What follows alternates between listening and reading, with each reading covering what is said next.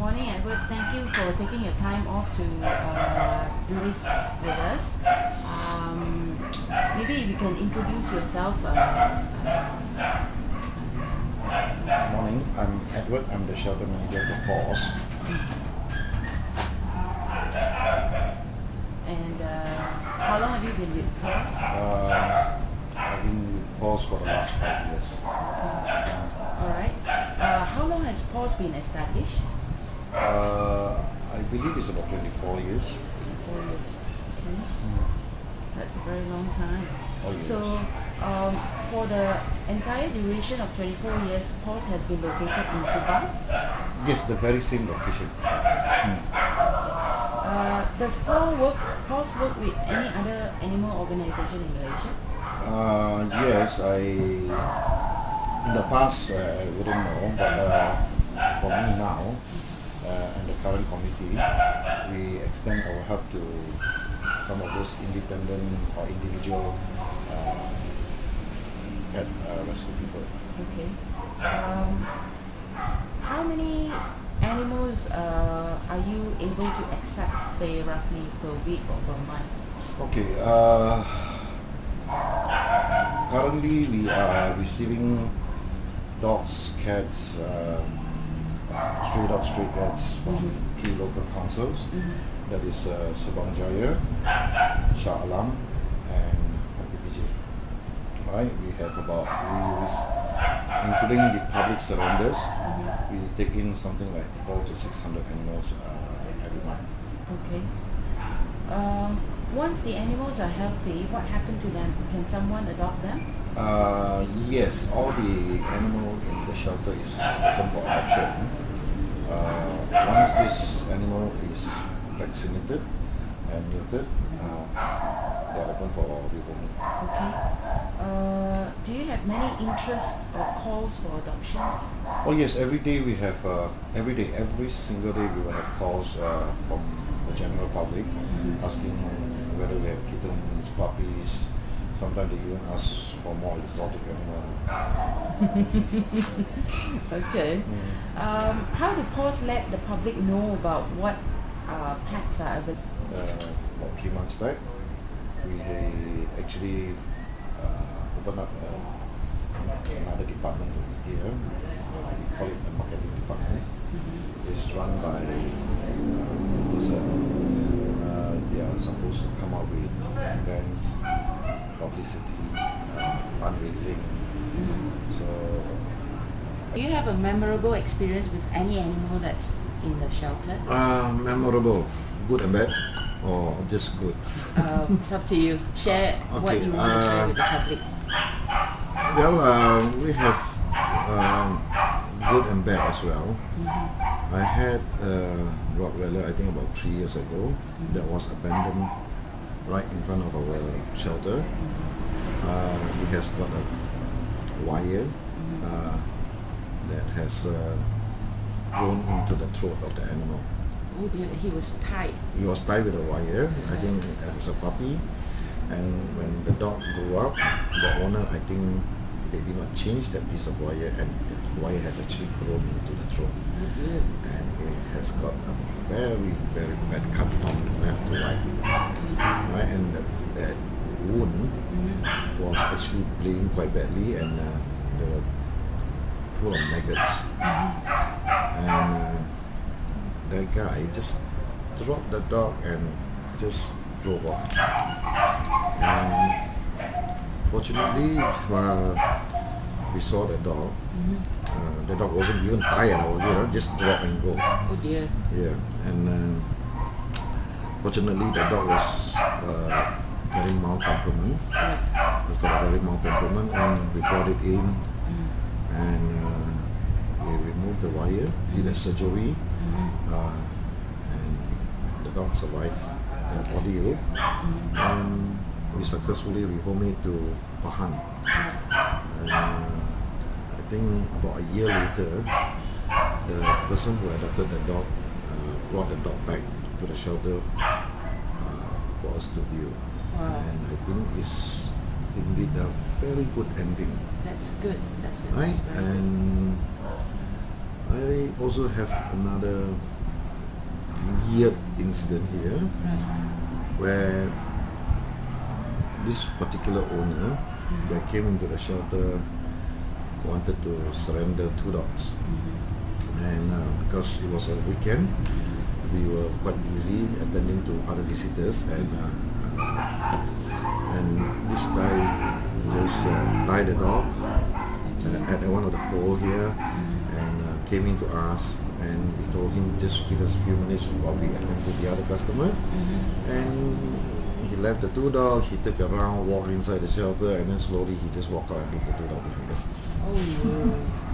So we have this type of case as well, and you wouldn't believe people would throw dogs across our gate as well.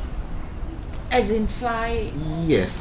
They swing the dog across our. How big are these dogs? A Shih Tzu dog was swing across our gate, and that poor dog just land on his back, flat on the ground, and that guy just jump into the car and just drove away. Goodness. Those are very memorable incidents.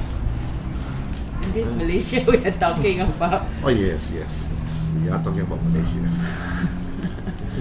I've gone around the shelter. It's actually quite sizable. How many paid staff do you have over here? I have 2 office staff, me included. I have 3 vets. They are semi-volunteer. They have their own clinics. They come to the shelter to help on a small allowance, and they are on rotation shift. And then I have a driver.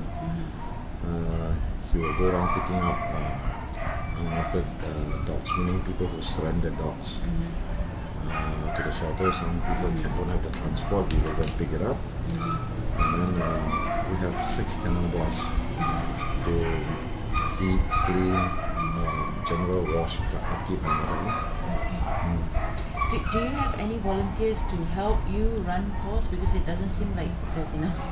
Okay, we have some 3,000 registered volunteers with us.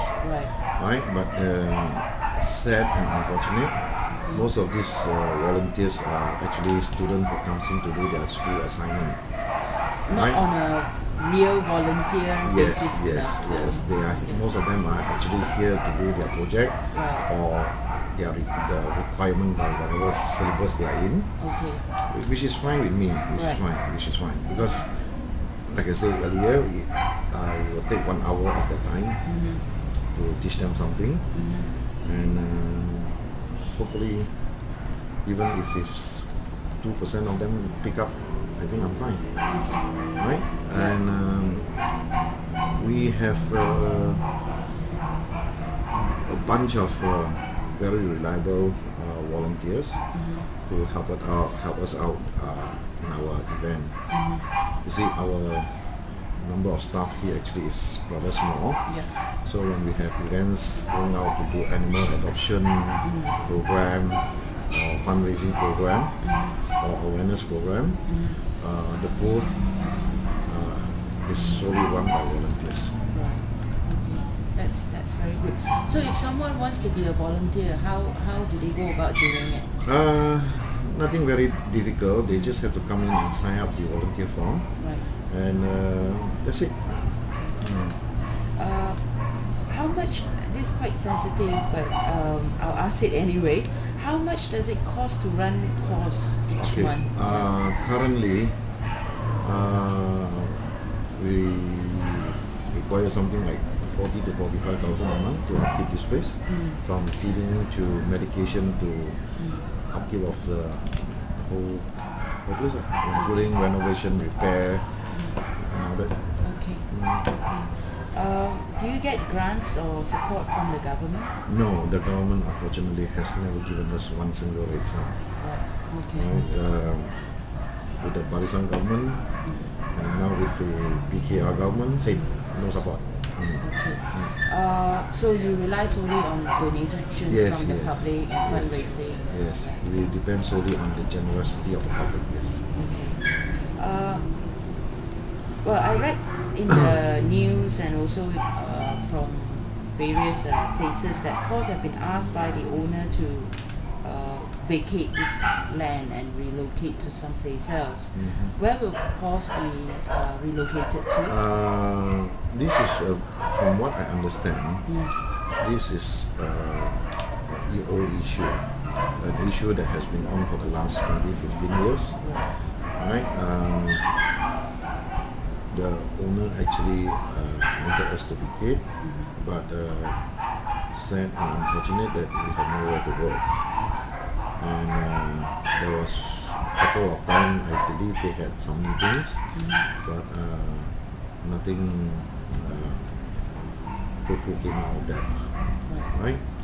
So this is a big concern. Okay, this is a big concern. This company, they jolly well can afford to give PAWS a piece of land to run this boutique. After all, PAWS is serving the public, and I do not understand why they cannot locate a piece of land for PAWS under their CSR program. They could have adopted PAWS easily. We are talking a multi-million-dollar company. Yep. Yeah, you're not talking about some Chinaman sandwich shop. Absolutely. Yeah.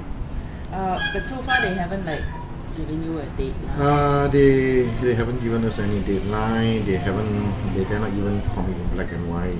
All this are verbal. They come see us, talk to us, tell us this, tell us that, but they never even put anything in black and white. I, for whatever reason, I do not know. Okay. So if someone would like to make a donation directly to PAWS, how do they go about it, or sponsor or volunteer? Okay, they can either go to CIMB website. It's called CIMB Click. Right, you can click on that, and there will be a whole range of NGOs there. Right. And PAWS is also registered with them. Okay. You can go online and do your donation. Right. And CIMB will inform us, and we will issue receipts here to send it out directly to the donors, or you can write us a check, and we will also, but make sure you fill in your name and address, complete full details, and we will send you a receipt. And if you like to donate in kind, we take in from old towels to garbage bag to washing detergent, cat food, dog food, whatever. To run this place is just like running an orphanage home. You need to feed the boys, the girls there. You need to feed them clothing, towels, and all that as well. We do the only thing we don't have, but we don't need the clothing stuff. Right. Okay. Other than that, we require as much. Okay. Even a simple, humble newspaper comes in useful to us. Okay. That's good. Is there anything else that you would like to let the public know that I've not covered? If the public gets to view this video, I would like to appeal to the public to come help us, because to raise 45,000 every month is a very tiring job, and I just hope that the public can come in and help us out more generously. Okay. I'm sure they will. Thank you very much for your time, Edward. You're most welcome. We'll see you again. Right, thank you.